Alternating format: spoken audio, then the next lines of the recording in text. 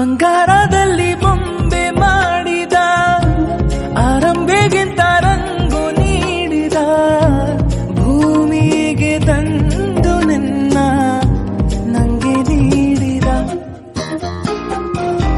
ಸೌಂದರ್ಯ ಎಲ್ಲ ಒಟ್ಟುಗೂಡಿಸಿ ಶೃಂಗಾರದಲ್ಲೇ ನಿನ್ನ ರೂಪಿಸಿ, ಆ ಬ್ರಹ್ಮವ